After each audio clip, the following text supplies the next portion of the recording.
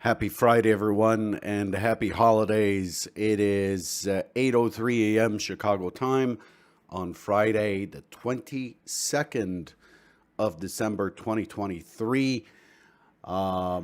This is episode number 2597. I want to remind you that derivatives trading is not suitable for all investors. Past performance is not necessarily indicative of future results.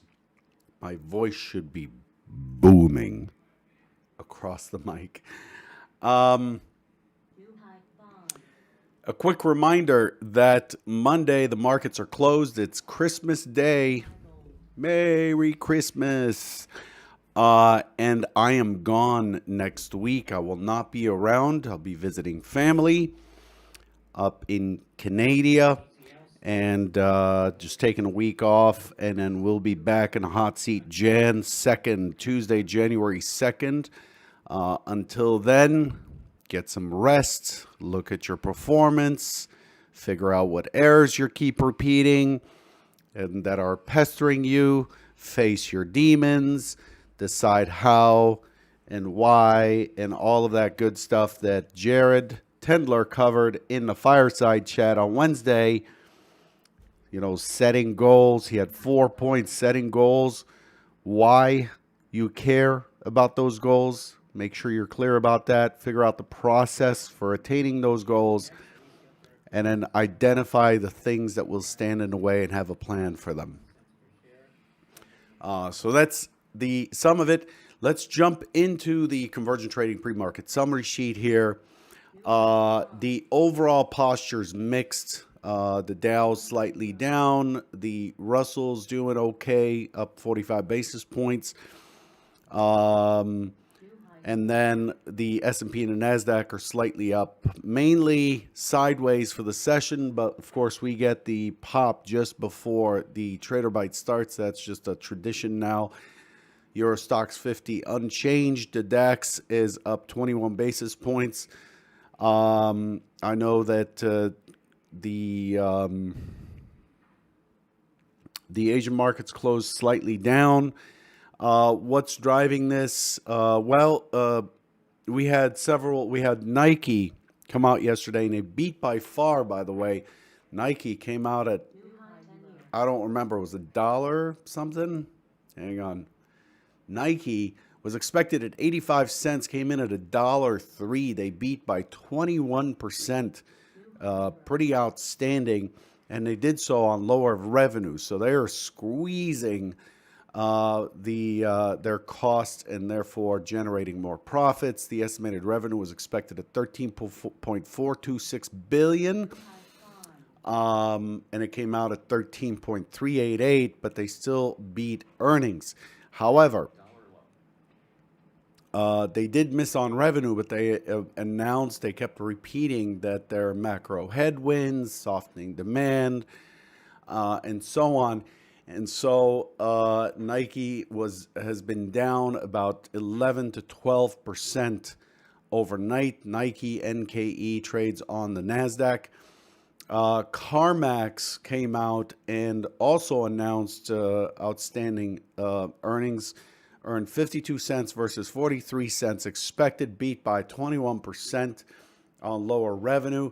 CarMax, the used car sales company. CarMax is unchanged basically in the overnight session. So those are the two big announcements. China came out with tough new rules against gaming companies, Tencent and others getting whacked. UK revised GDP lower. ECB's Schnabel says that he's expecting inflation to rise again slightly in the short term. U.S. durable goods came out much stronger than expected, and U.S. core PCE is softer. What's left for today? We did get personal income, personal spending. The personal income was in line. Personal spending was a little soft.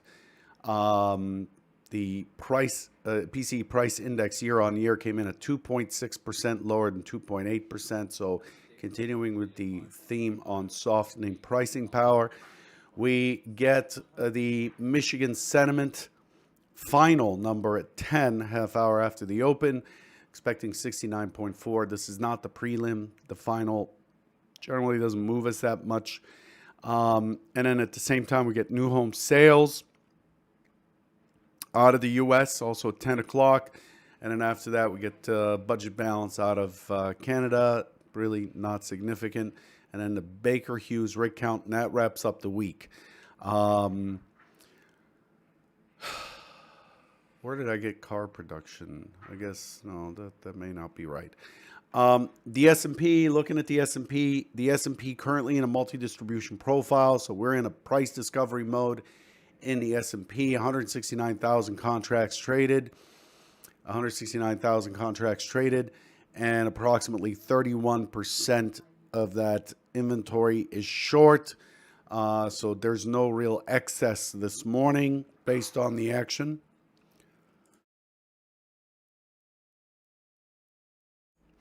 The range is actually pretty good at 22.5 points. The point of control at 47.90, hovering basically near where we finished up yesterday. Yesterday was a neutral day. So let's look at the S&P.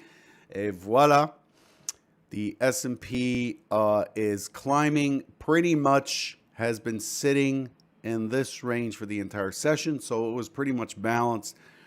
And then as we approached the numbers at 7:30, these are the numbers at 7:30. It broke down and now is pushing higher, and it has challenged and pushed through the 4,800, holding the century figure on a retest right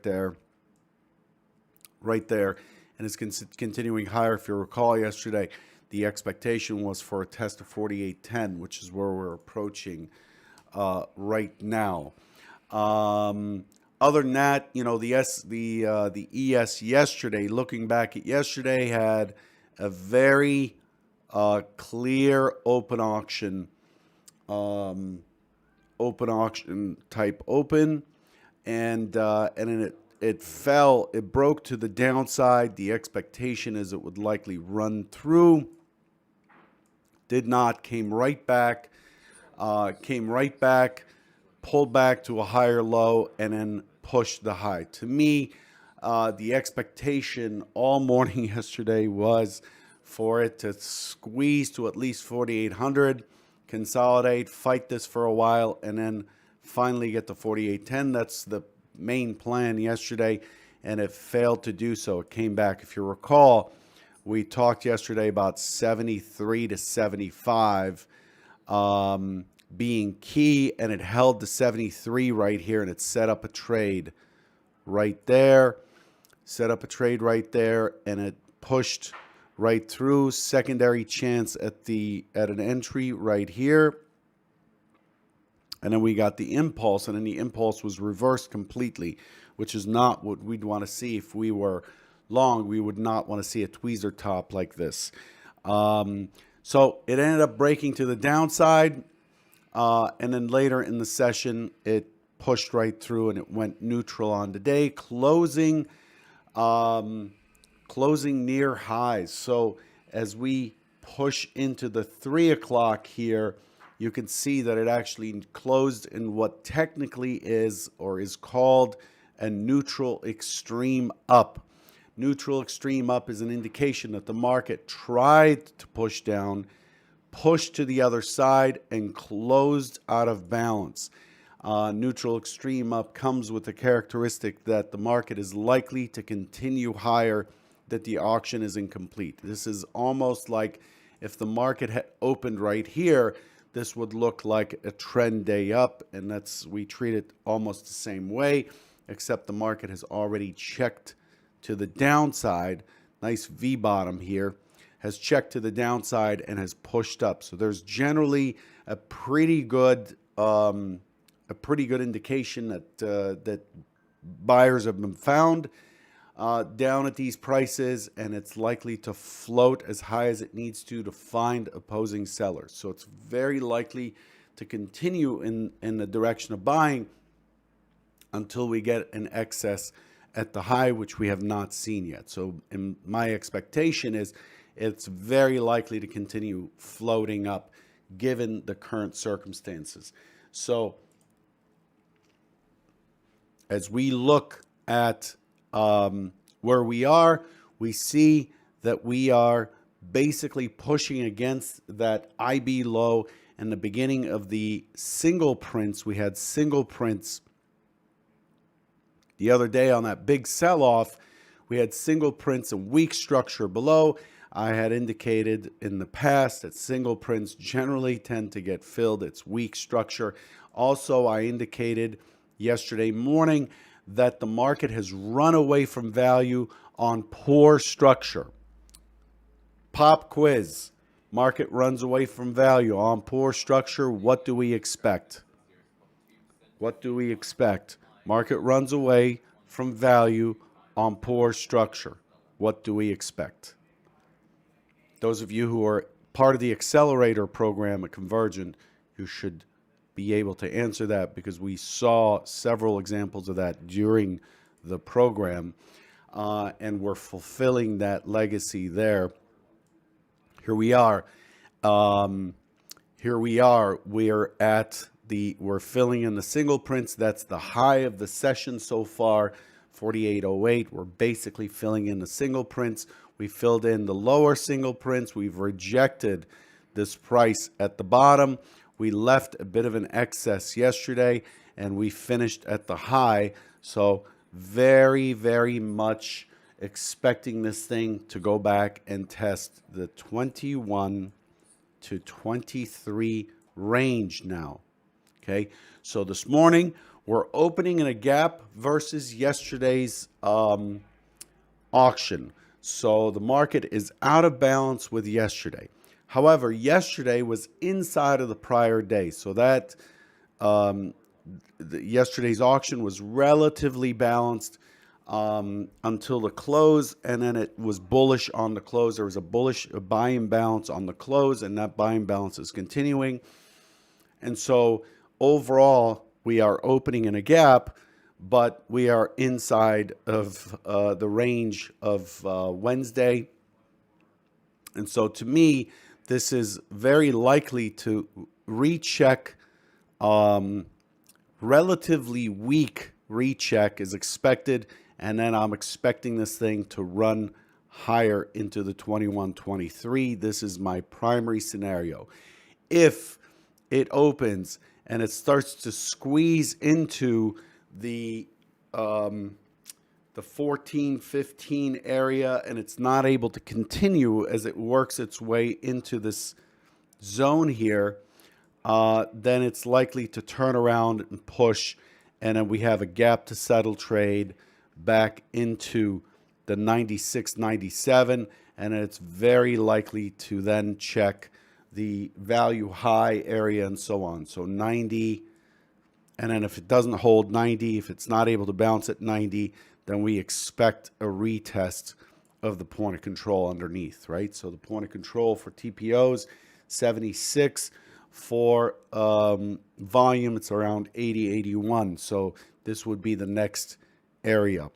That's scenario 2. The more likely scenario is that we resume our auction. The move down, nobody could explain it, right? We saw a broad move there.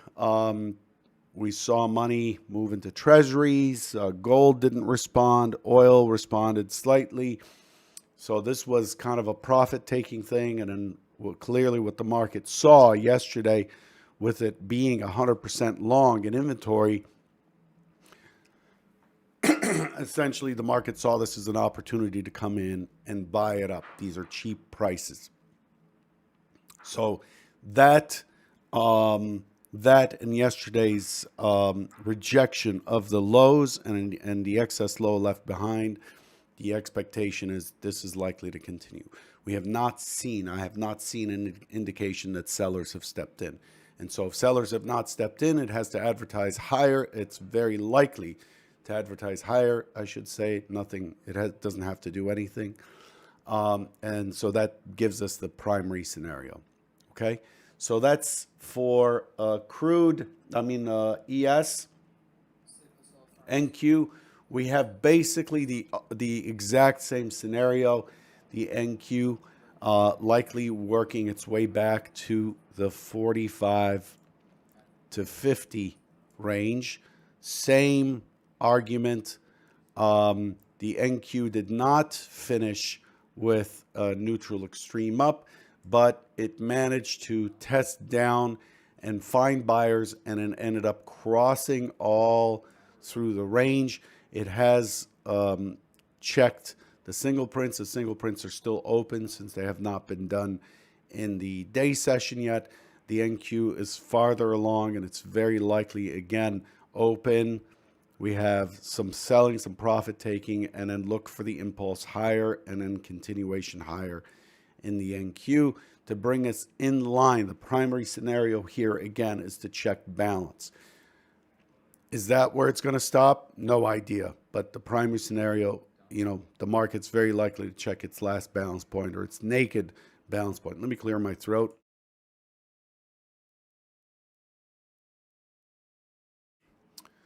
So that's what's expected there. Looking at the NQ and the active chart, the overnight session, it's not as balanced as the S&P was. The NQ was sitting in a double distribution with the mid sitting in between at the low volume nodes. So the NQ actually had an LIS here in the 26 to 30 range. And has seen some really decent lifting. Look at the very large lots in the NQ. They became quite active after the number. The NQ is quite bullish this morning. So not seeing that being challenged too much. Crude oil. Crude had a nice little run yesterday before the market opened. Very clear rejection. Crude down into the 72.44 and then basically traded above the overnight low in the entire session. Was mainly balanced yesterday. If you look at the crude profile, I know it's kind of faint there. Mainly balanced, point of control at 73.53 this morning.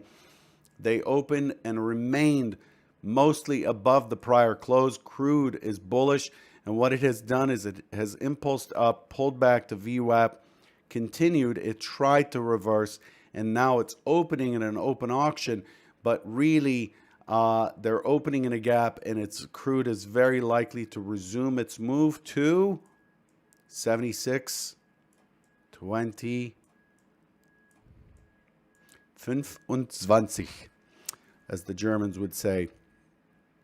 76.25, that's where it's expected to retest. So this is another rejected attempt by crude to the downside. We can see it more clearly in the TPO chart.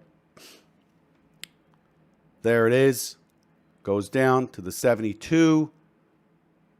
Looks like it's just fallen off and back into balance. The next day it opens right there, pushes up, gaps up, pushes down, back into balance here. And then yesterday it opens and pushes right back up. To me, this looks like it is now ready to walk itself to that big balance area. And that balance area will come in as I bring in this volume. And there it is. It's actually 76.40. 76.40, 76.20 was an earlier reference. So I'm expecting crude to go and hit this white line right there. That puts us in the middle of this big balance zone. This is the sweet spot for crude right up here. So I'm expecting crude to walk itself up. So I'm bullish crude. Again, that's not a trade recommendation, but that's how it's facing. Interesting stuff in gold. Remember, gold had a very clear rejection of the 2090. Then it fell through the 50, struggled with the 50, tried to get out, went to 60, was rejected, and fell through again. Then it came back to the 60, rejected again, fell through. Came back to the 60 again, rejected again, fell through. Came back to the 60 and held yesterday in balance. And now they've successfully pushed through the 60. So this is gold is very likely to challenge the 90 now. It's already checked and rechecked and regurgitated the 50 to 60 range. The expectation for gold, because of the movement down here, is that it would be stuck between 50 and the low here, the low of the range in the 1990 area. I expected gold to be in a sweet spot here, and what it has done is it has said, you know, the 2050, it said, you know what, instead of that being a cap, I'm just going to hang out at the 2050. I like the 2050. So they've built balance at the 2050, and what you're seeing now is a break from balance. So this could have real oomph behind it. So if we draw, this is the current balance zone right there, and it's breaking out of balance, this is very likely to walk itself through the 2090 now. This rejection is being refuted. Okay, so again, remember what happened on Wednesday, a structural thing to remember.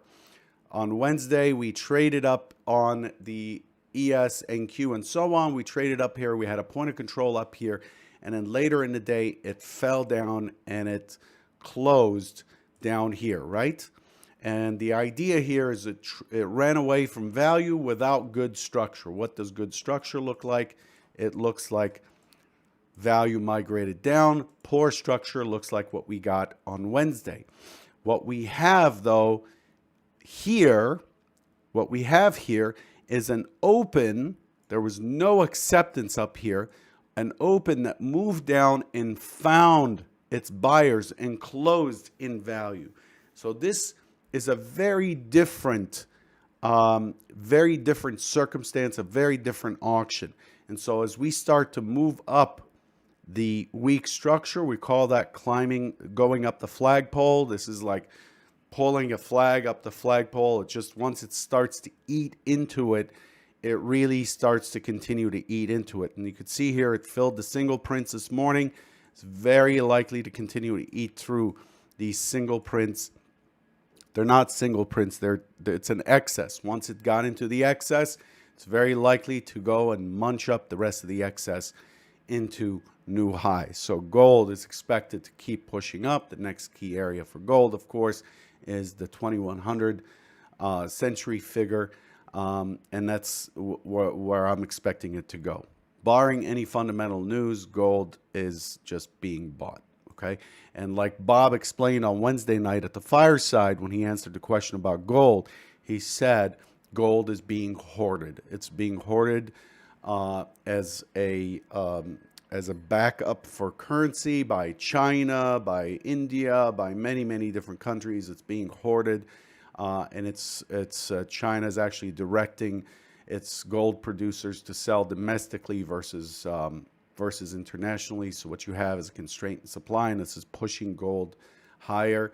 That's Bob's explanation there, and it makes total sense. I'll leave you with that. Once again, don't forget to hit the like button. Also, don't forget to subscribe to the channel to get notices. Also, it helps promote the channel. And don't forget that I will not be here next week. So please enjoy your holidays. Be safe. Travel safely. And if not, get some fantastic rest and enjoy your time away from trading. It gives you good balance to be away from trading. Enjoy your family while you're at it. And, you know, if you don't enjoy your family, then make sure you book that appointment with your therapist for the beginning of the year. Good luck, everyone. Cheers.